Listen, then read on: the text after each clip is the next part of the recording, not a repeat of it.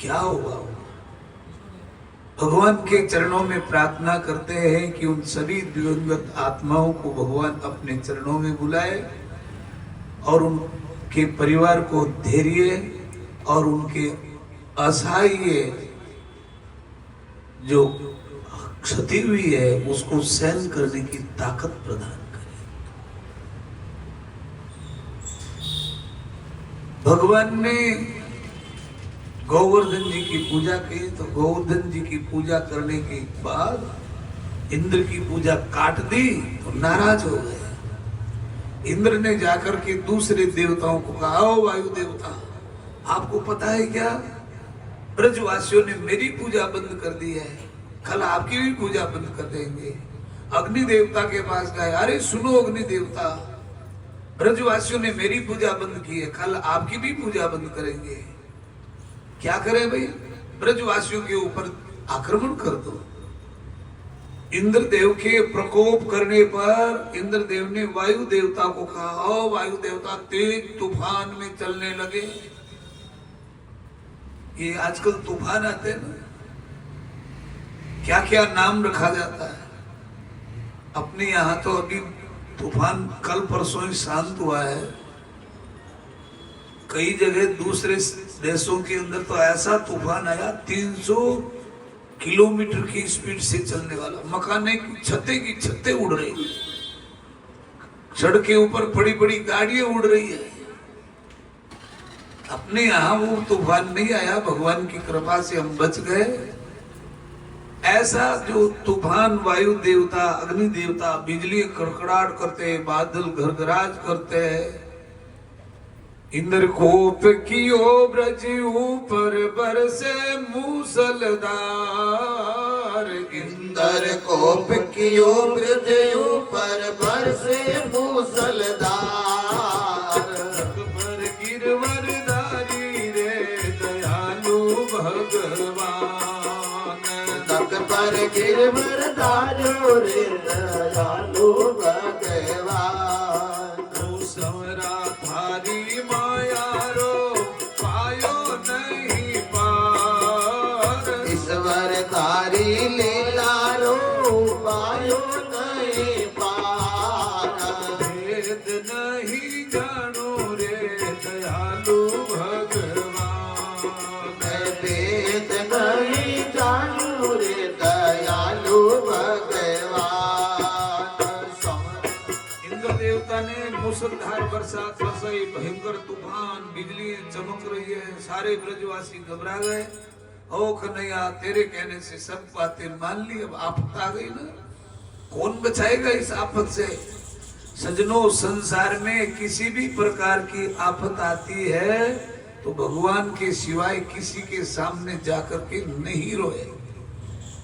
यहाँ हम गलती करते हैं, आफत आ गई, कभी बाप के सामने जाके रोए, कभी भाइयों के सामने जाकर के रोए, कभी कुटुंबी लोगों के पास जाकर के रोए।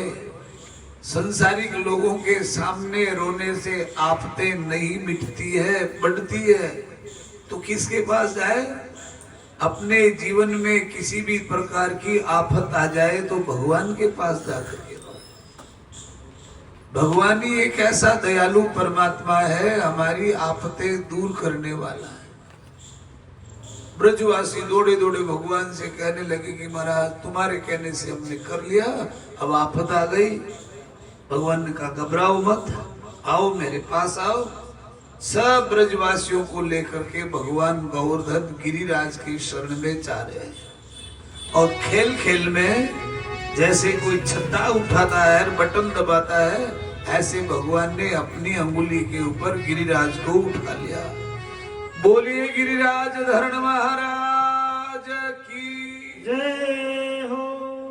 गिरिराज की पावन कथा जो 7 कोस यानी 21 किलोमीटर लंबा चौड़ा जिसका क्षेत्र है, अपनी पूर्ण वैभवता के साथ, पूर्ण पराक्रम के साथ आज भी वहां विराजमान है। और सबसे बड़ा गर्व तो ये होना चाहिए कि गिरिराज की कृपा हमारे मारवाड़ राजस्थान की भूमि पर भी है। आधा गिरिराज उत्तर प्रदेश में है आधा गिरिराज हमारे राजस्थान में है।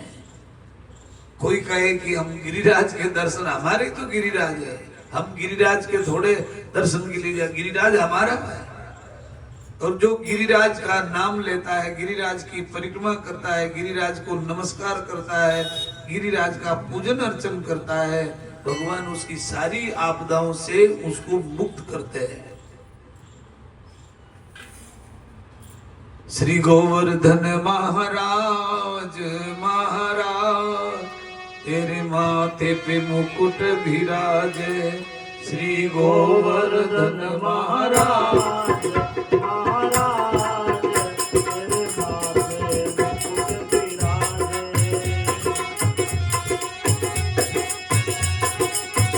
श्री गोवर्धन महाराज महाराज तेरे सिर पर मुकुट विराजे। सारे ब्रजवासी गोवर्धन जी की पूजा के लिए पधारते हैं। जोधपुर शहर में तो जगह जगह भगवान गोवर्धन जी के उत्सव होते हैं। दीपावली के बाद पूर्णिमा तक सब मंदिरों में भगवान का उत्सव होता है, 56 भोग का उत्सव होता है। एक भगवान के जो उत्सव होते हैं उसमें सम्मिलित होने से, उत्सवों का लाभ लेने से, उत्सवों में सेवा करने से हमारे जीवन के सारे दुख खत्म हो जाते हैं। कोई जन भगवान के उत्सव करते हैं तो ये नहीं कहे कि क्या हो रहा है, अरे भाई हमारी श्रद्धा है तो शामिल हो जाए, नहीं है तो चुपचाप नमस्कार कर ले। कोई लोग बोलते हैं कि अरे महाराज है तो पैसा बेड़ा करे। जीवन में बहुत सारे लोग ठगने वाले मिलते हैं। कोई भगवान के नाम से ठग रहा है तो ठग जाओ,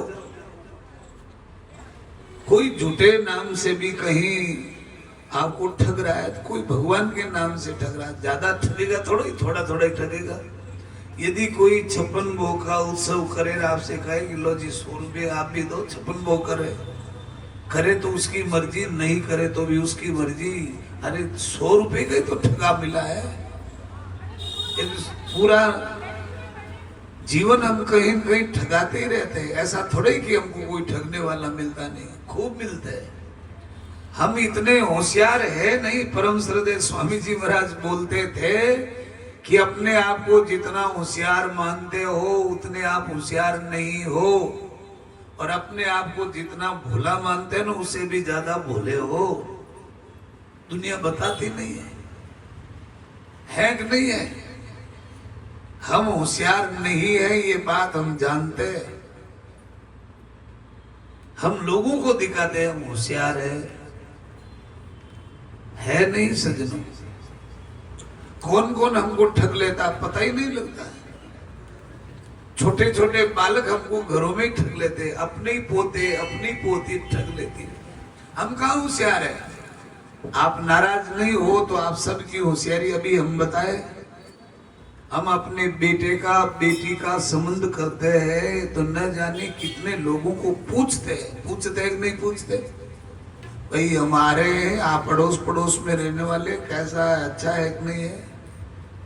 आप गए, फिर पत्नी गई, फिर भाई गया, फिर कोई दादा गया, कोई ससुराल पक्ष वाले गए, कोई बहन गई, न जाने कितने लोग। और देखो जी ये फोटो है, या अपन संबंध करा रहे हैं लड़का। लड़का क्या कर रहा है? अच्छा लड़का पढ़ा हुआ ग्रेजुएट है, अच्छा धंधा है, अच्छा। उसका चाल चलन ठीक है, चाल चलन बहुत अच्छा है, उसका उठना बैठना अच्छे लोगों, अरे खूब अच्छे बड़े बड़े लोगों के साथ उसकी बहुत पहुंच है, राजनेताओं तक पहुंच है, ठीक है। इतनी सारी 6 महीने तक हम जानकारी करते करते हमने संबंध बनाया, और संबंध बनाने के बाद 6 महीने में वो संबंध टूटता है। फिर हम आरोप लगाते हैं ये है वो है। बताओ हमारी होशियारी कहाँ गई? धूड़ में मिल गई। हम होशियार होते तो क्यों ये सब धोखा खाते?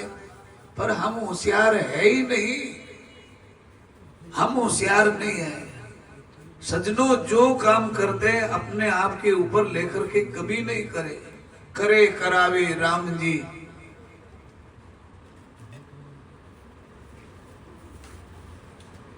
मैं कछु करता ना है, जो कुछ कर रहे हैं भगवान कर रहे हैं, अच्छा भी कर रहे हैं तो भी भगवान की कृपा है, और यदि खराब भी हो रहा है तो भगवान की कृपा है। अच्छे में खराब में भगवान की कृपा की, सब जगह भगवान की कृपा है। बड़े आनंद पूर्वक ये स्वीकार करें कि भगवान कर रहे हैं, अच्छा कर रहे हैं, परमात्मा कर रहे हैं। ऐसे गोवर्धन भगवान की पूजा अर्चना की ब्रजवासियों ने, देवताओं ने दुंदुभियां बजाई।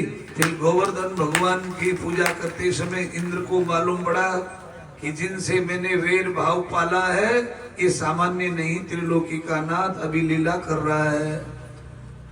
तो फिर हमारे इंद्र देवता भी आए और आकर के भगवान से क्षमा याचना मांगते हैं। फिर भगवान का बहुत बड़ा उत्सव होता है, गोवर्धन भगवान का अभिषेक होता है, दूध से, दही से, मक्खन से,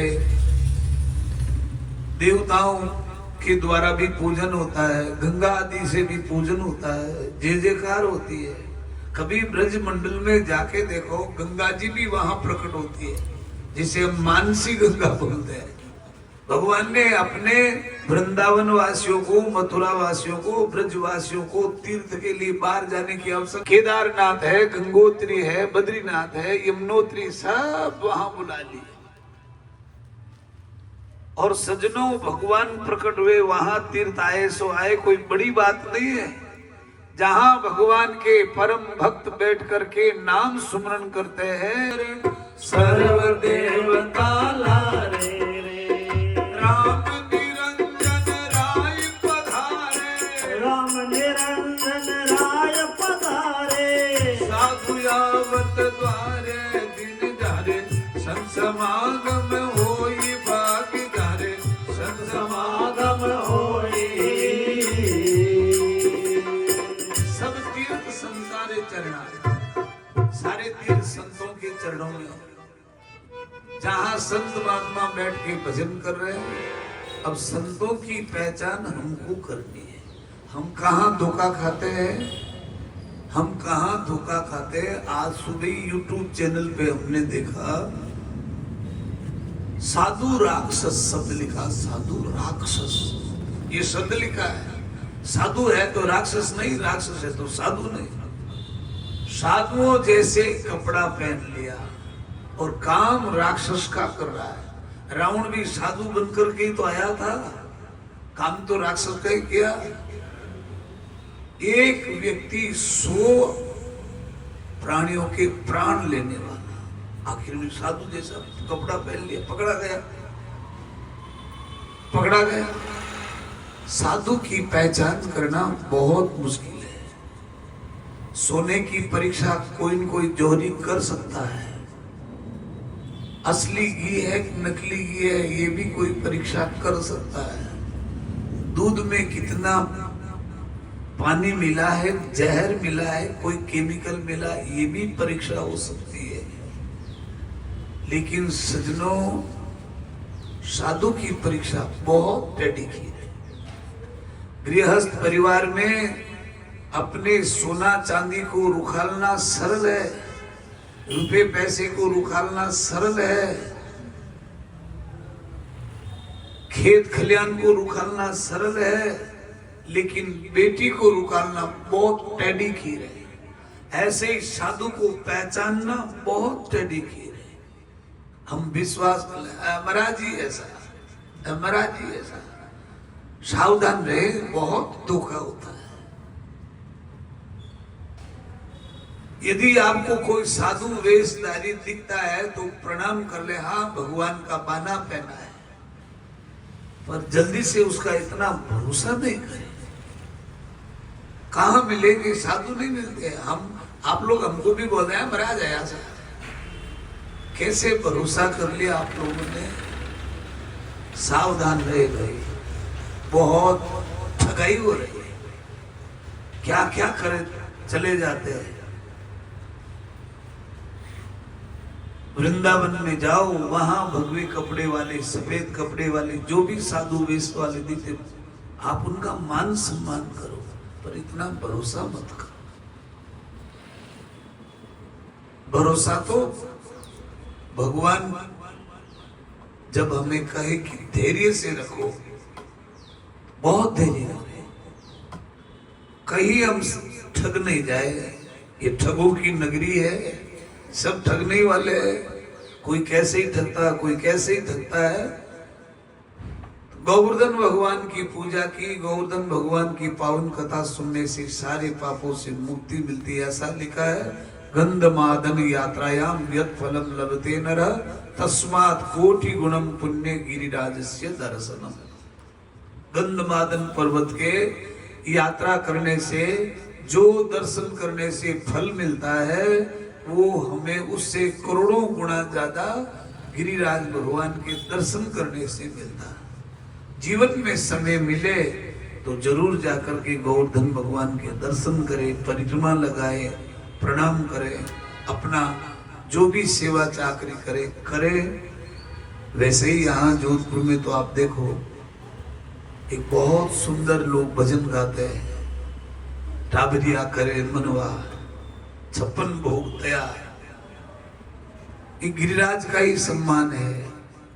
इस प्रकार से भगवान का पावन प्रसंग का, फिर भगवान श्री कृष्ण का एक गोवर्धन स्वरूप में अभिषेक किया। नमस्तुभ्यं भगवते पुरुषाय महात्मने वासुदेवाय कृष्णाय सत्वतां पतये नमः। इंद्र पश्चाताप करते करते भगवान की क्षमा याचना मांगने के बाद कोटि कोटि प्रणाम करता है, नमस्कार करता है। इस प्रकार भगवान गिरिराज का पावन चरित्र सुखदेव जी महाराज ने बताया। अब भगवान आगे महारास लीला में प्रवेश करते हैं। महारास लीला किनके साथ होगी? गोपियों के साथ। क्यों कर रहे? गोपियां चाहती थी कि भगवान थोड़ा हमें स्पर्श कर ले। जैसे आजकल कोई बड़ा राजनेता आता है तो सब लोग जाते हैं, एक बार हमारे से ताली मिलाए। अब वो ताली मिलाए, उस समय में सामने किसी और के देख रहा, हाथ पकड़ लिया, लोग बोलते फोटो खींचो फटाफट, पलका लगाओ ना, और फिर अपने घरों के अंदर बड़ा बड़ा सा बना के रखते हैं कि देखो इस राजनेता को मैं जानता हूँ। क्या हो गया भाई?